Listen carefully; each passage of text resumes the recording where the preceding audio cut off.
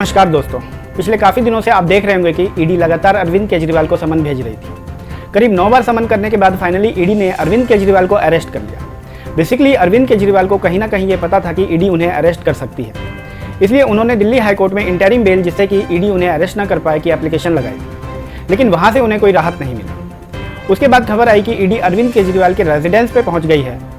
उससे पूछताछ करने के बाद अरविंद केजरीवाल को गिरफ्तार कर लिया गया। तो ये मामला क्या है, पूरी टाइमलाइन क्या है, वो तो हम इस वीडियो में जानेंगे ही। साथ ही साथ हम ये भी जानेंगे कि अरविंद केजरीवाल को स्पेसिफिकली किस वजह से अरेस्ट किया गया। In a dramatic turn of events, Delhi Chief Minister Arvind Kejriwal has been arrested by the Enforcement Directorate in relation to an ongoing probe into a money laundering case. Arvind Kejriwal की गिरफ्तारी के बाद सबसे बड़ा सवाल ये है कि अब दिल्ली में आम आदमी पार्टी की सरकार का क्या होगा।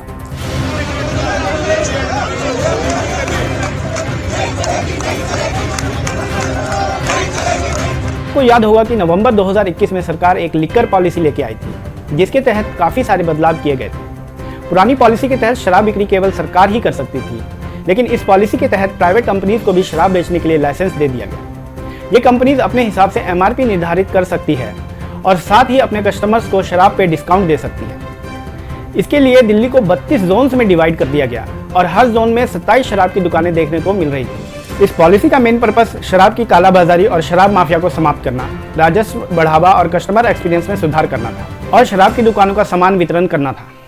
तो इस पॉलिसी के तहत बेसिकली लॉटरी के माध्यम से रैंडमाइज तरीके से सेलर का चयन किया जाता था। इसके अलावा लाइसेंसधारी के लिए नियमों को काफ़ी लचीला बना दिया गया था। उनको डिस्काउंट देने का अधिकार दिया गया कि वो शराब पे बहुत ज़्यादा डिस्काउंट दे सकते थे और वो अपनी खुद की एमआरपी भी डिसाइड कर सकते थे, यानी कि अब सरकार एमआरपी डिसाइड नहीं कर रही थी।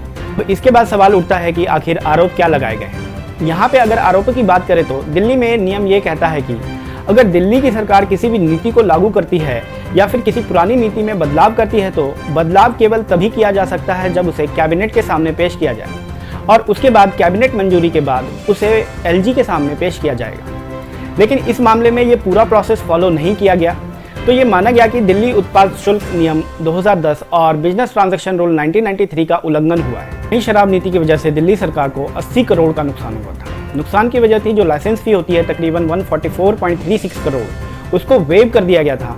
और इसके अलावा रिपोर्ट्स ये बताती है कि विदेशी शराब आती है जिस पे 50 पैसे प्रति पेटी शुल्क लगाया जाता था, उसे भी हटा दिया गया था। इस वजह से जो रिटेल में शराब बिक्री होती थी वो बहुत ज़्यादा सस्ती थी और इसी वजह से सरकार को बहुत नुकसान हुआ था और अंत में इस पॉलिसी को बंद करना पड़ा।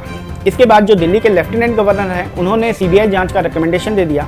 उन्होंने कहा कहीं ना कहीं इस पॉलिसी में बहुत बड़ा घोटाला हुआ है, इसलिए हम सीबीआई जांच चाहते हैं। इसके बाद सीबीआई जांच शुरू करती है और 19 अगस्त को CBI deputy CM Manish Sisodia के घर पर रेड करती है और 3 और लोगों के घर पर रेड किया जाता है। फिर आगे चल के 22 अगस्त को ईडी मनी लॉन्ड्रिंग का केस फाइल करती है। मतलब कि सीबीआई तो जांच कर ही रही थी, साथ ही ईडी ने भी जांच शुरू कर दी और कहा कि ये जो पूरा मामला है उसमें कहीं ना कहीं मनी लॉन्ड्रिंग हुई है। इसके बाद सितंबर में पार्टी के कम्युनिकेशन हेड विजय नायर को अरेस्ट कर लिया जाता है और फाइनली मार्च 2023 में ईडी दिल्ली के डिप्टी सीएम मनीष सिसोदिया को अरेस्ट कर लेती है और अक्टूबर में आप लीडर संजय सिंह को अरेस्ट कर लेती है। फिर अक्टूबर 2023 में ईडी अरविंद केजरीवाल को पहला सम्मन करती है। 16 मार्च 2024 को साउथ इंडिया से एक खबर आती है कि तेलंगाना स्टेट में एक पार्टी है भारत राष्ट्रीय समिति, उस पार्टी की नेता के कविता को ईडी ने अरेस्ट कर लिया है। उन पे आरोप यह है कि इन्होंने आम आदमी से शराब लाइसेंस लेने के लिए बहुत सारा पैसा रिश्वत के रूप में दिया था। और फिर खबर आती है कि लगातार 9 समन करने के बाद फाइनली ईडी ने अरविंद केजरीवाल को 21 मार्च 2024 को अरेस्ट कर लिया। एनफोर्समेंट डायरेक्टर ने जो प्रेस नोट रिलीज किया है उसमें लिखा है कि Arvind Kejriwal is the conspirator in the case. और फर्दर इसमें कहा गया है कि जो के कविता हैं जिन्हें अभी अरेस्ट किया गया है, उन्होंने कई सारे आप लीडर्स के साथ मिलकर पूरी पॉलिसी बनाई थी। केजरीवाल ने फेस टाइम ऐप से समीर महेंद्रू के साथ बात की थी। समीर महेंद्रू शराब कारोबारी हैं। समीर महेंद्रू ने पूछताछ में बताया कि विजय नायर ने अरविंद केजरीवाल के साथ उनकी मीटिंग फिक्स करवाई थी, लेकिन ये मीटिंग किसी वजह से नहीं हो पाई। उसके बाद विजय नायर ने उन्हें फेस टाइम ऐप पे केजरीवाल से बात करने के लिए कहा था। ईडी ने यह भी बताया कि केजरीवाल ने शराब बेचने को लेकर आंध्र प्रदेश के एक सांसद श्रीनिवास रेड्डी से मुलाकात की थी। केजरीवाल ने उन्हें शराब नीति के तहत दिल्ली में बिजनेस करने का ऑफर भी दिया। ईडी ने आरोप लगाया कि आप नेताओं ने साउथ ग्रुप के साथ मिलकर इस मामले में करीबन 100 करोड़ रुपए लिए हैं। आम आदमी पार्टी से आतिशी ने आरोप लगाया है कि पहले तो घोटाला मामले में शरद चंद्र रेड्डी को गिरफ्तार किया गया था, लेकिन जैसे ही उन्होंने केजरीवाल के खिलाफ बयान दिया, उनको ईडी से बचा लिया गया और इसी दौरान रेड्डी ने बीजेपी को चंदा भी दिया था। सुनिए आतिशी ने और क्या आरोप लगाए। प्रधानमंत्री नरेंद्र मोदी जी को अगर पूरे देश में, पूरे विपक्ष में किसी एक नेता से डर लगता है तो वो अरविंद केजरीवाल जी से डर लगता है। और अब वो ईडी नामक इस राजनीतिक हथियार का प्रयोग करना चाहते हैं चुनाव से पहले अरविंद केजरीवाल जी को गिरफ्तार करने के लिए। वहीं इस पे आप पार्टी का कहना है कि अगर आप कहते हैं कि इसमें आम आदमी पार्टी को 100 करोड़ रुपए मिले हैं तो इसकी रिसीट कहाँ है। पार्टी का कहना है कि बीजेपी अरविंद केजरीवाल के डर से ईडी के जरिए अरेस्टिंग करवा रही है क्योंकि चुनाव आ रहे हैं।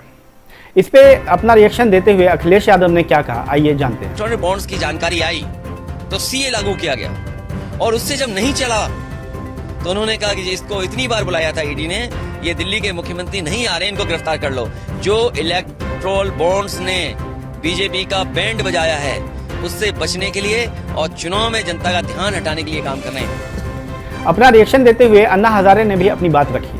मैंने उसके बारे में 2 बार लेटर लिखा, मुझे बहुत दुख हुआ। अरविंद केजरीवाल जैसे आदमी जो मेरे साथ काम करता था,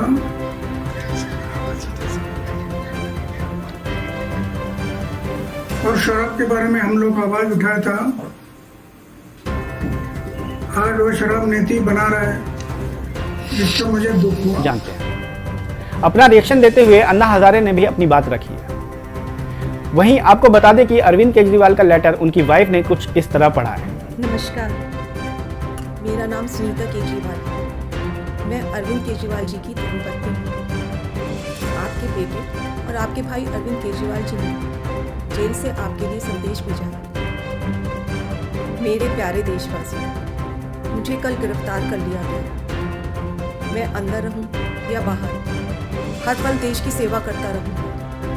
मेरी जिंदगी का एक एक पल देश के लिए समर्पित है। मेरे शरीर का एक एक कतरा देश के लिए है। इस पृथ्वी पर मेरा जीवन ही संघर्ष के लिए हुआ है। आज तक बहुत संघर्ष किए, आगे भी मेरी जिंदगी में बड़े बड़े संघर्ष लिखे हैं। इसीलिए ये गिरफ्तारी मुझे अचंभित नहीं करती। आपसे मुझे बहुत प्यार मिला है। पिछले जन्म में जरूर मैंने बहुत पुण्य किए होंगे जो मैं भारत जैसे महान देश में पैदा हुआ। हमें मिलकर फिर से भारत को महान बनाना है, दुनिया का सबसे शक्तिशाली और नंबर 1 देश बनाना है। भारत के अंदर और बाहर ढेरों ऐसी शक्तियां हैं जो भारत को कमजोर कर रही हैं। हमें सचेत रहकर इन शक्तियों को पहचानना है, इन शक्तियों को हराना है। और भारत में ही ढेरों ऐसे लोग हैं, ढेरों ताकतें हैं जो देशभक्त हैं, जो भारत को आगे बढ़ाना चाहती हैं। इन ताकतों के साथ जुड़ना है और इन्हें और मजबूत करना है। दिल्ली की मेरी माँ बहनें सोच रही होंगी, केजरीवाल तो अंदर चला गया, पता नहीं अब 1000 रुपया मिलेगा या नहीं। मेरी सभी माताओं और बहनों से अपील है, अपने भाई और अपने बेटे पर भरोसा रखो। ऐसी सलाखें नहीं जो आपके भाई और आपके बेटे को ज़्यादा दिन अंदर रख सके। मैं जल्द बाहर आऊँगा और अपना वादा पूरा करूँगा। क्या आज तक कभी ऐसा हुआ कि केजरीवाल ने कोई वादा किया और पूरा नहीं किया? आपका भाई, आपका बेटा लोहे का बना है, बहुत मजबूत है।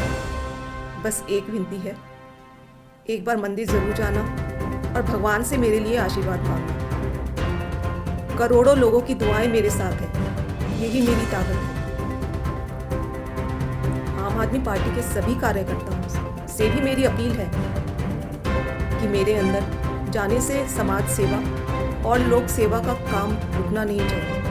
और हाँ, इस वजह से बीजेपी वालों से भी नफरत नहीं करनी। वे सब हमारे भाई बहन हैं। मैं जल्द लौट कर आऊँगा। आपका अपना अरविंद।